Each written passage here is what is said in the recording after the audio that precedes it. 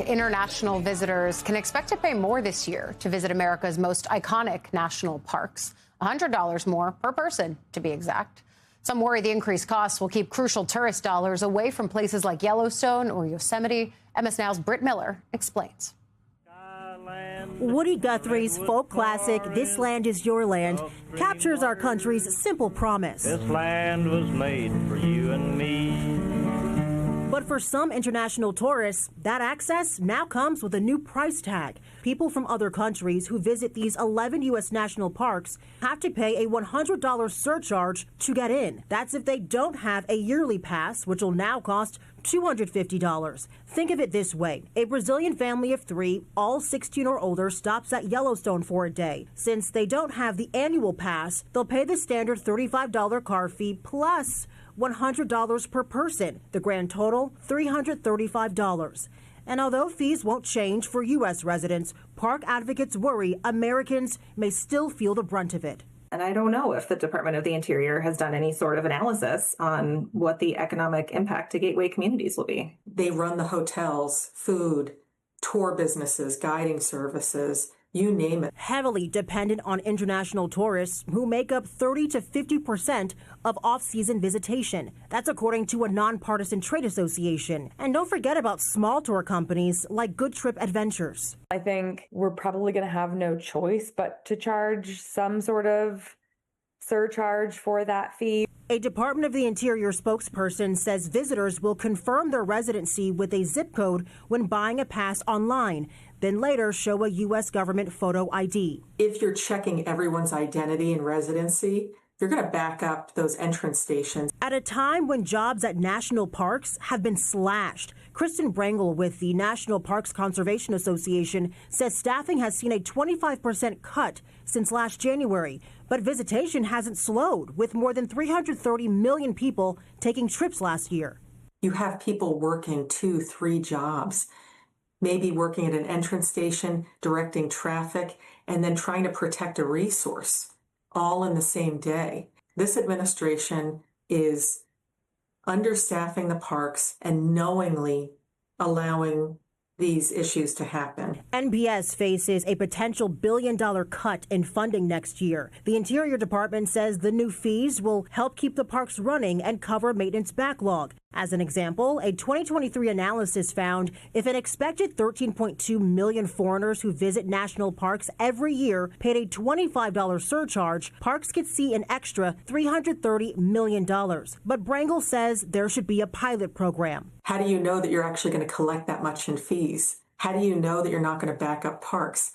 You know, this could be a scheme that turns people away. The International Inbound Travel Association says Canadian visitation has already dropped 25%, though some may argue if other countries like Ecuador and Costa Rica have dual pricing for their international treasures, why should America be any different? We see how that works, and that's not necessarily a bad thing, but these kind of increases should be thoughtfully applied and should never prevent people from visiting America's national parks. Becoming more of a bridge than a barrier.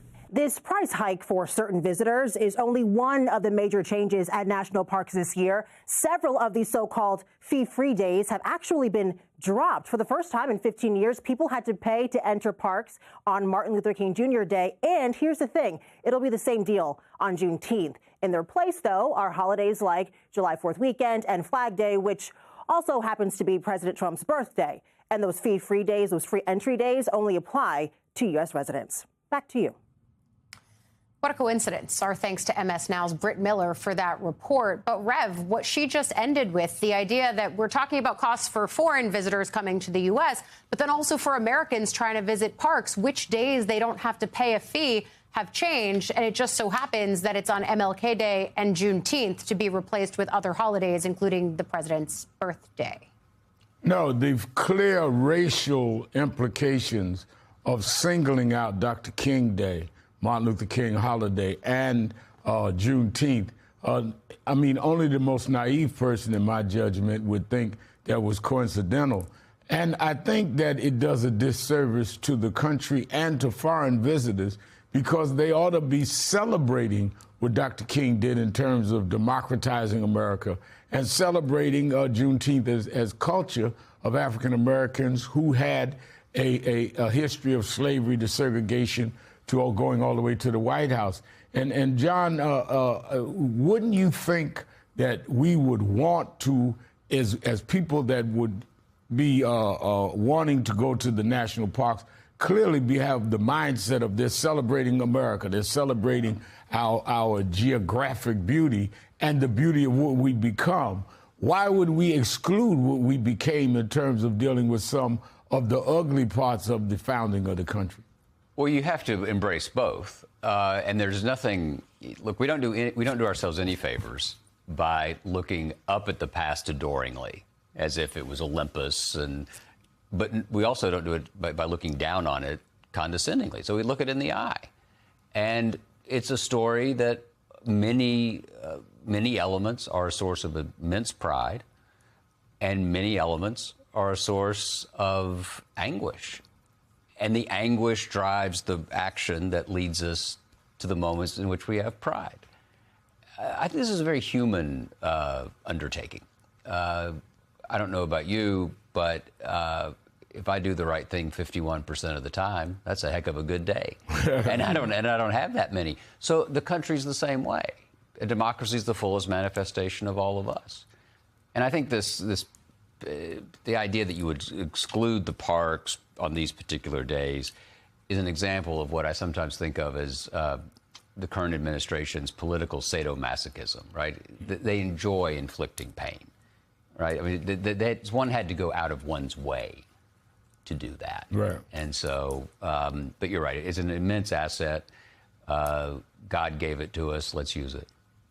And I think so important the way that you are rooting this country's history, not just in this current conversation, but in the one that we started the hour with, by rooting it in one of humanity, where we are imperfect people striving for a more perfect union. The very underpin set to meet tomorrow with Iran's foreign minister in Geneva.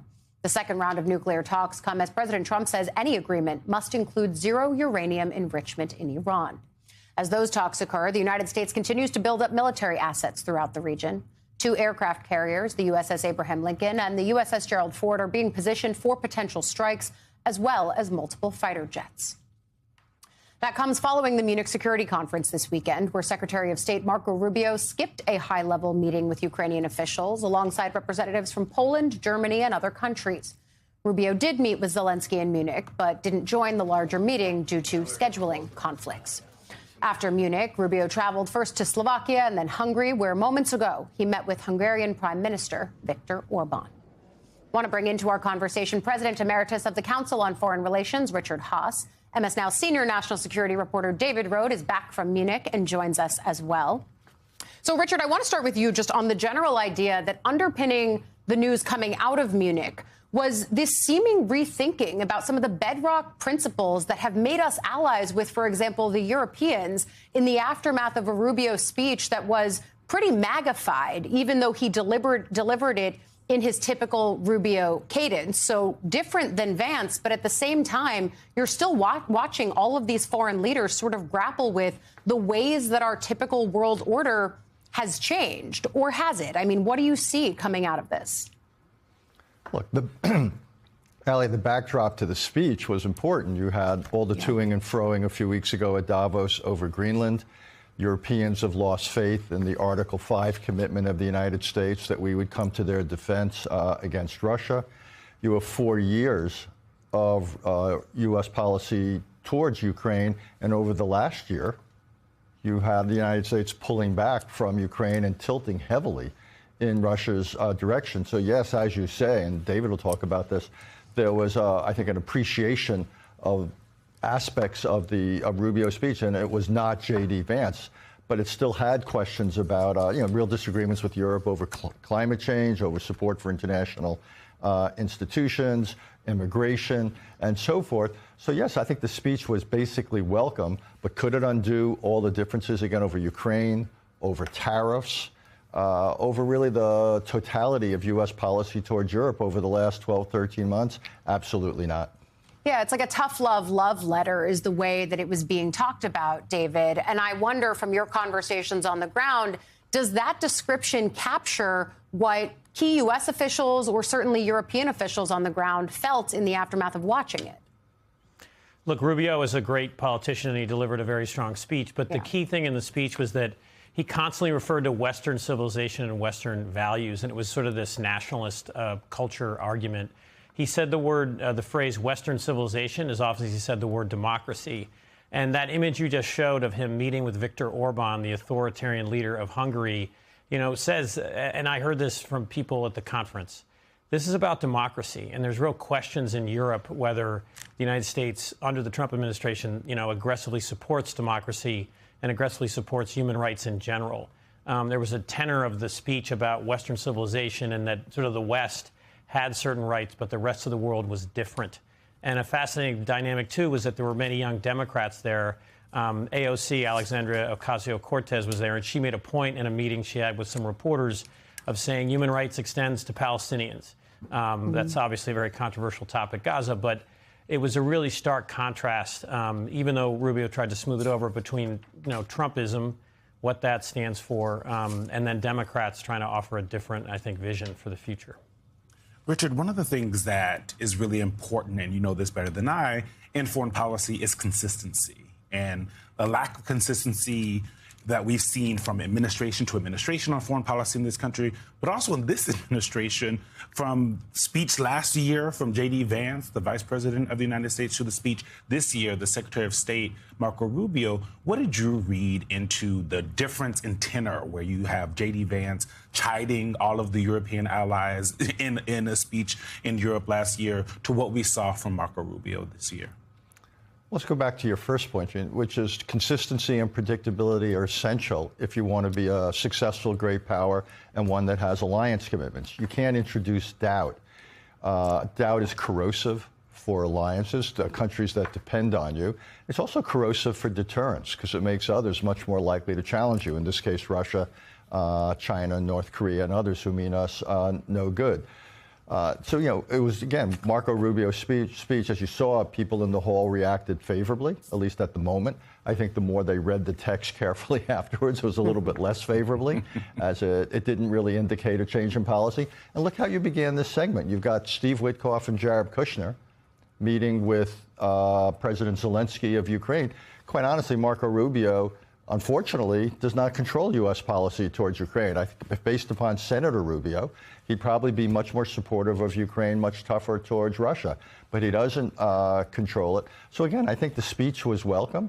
But a speech doesn't make a policy. And the speech ends. You wake up the next day. Donald Trump is still president. Witkoff and Jared Kushner are doing Ukraine. They're doing Iran negotiations. And then Marco Rubio didn't help himself by flying off to meet with Viktor Orban, who is symbolic of an illiberal alternative to liberal Western Europe. So again, speech positive, but I think more than offset by the totality of American foreign policy.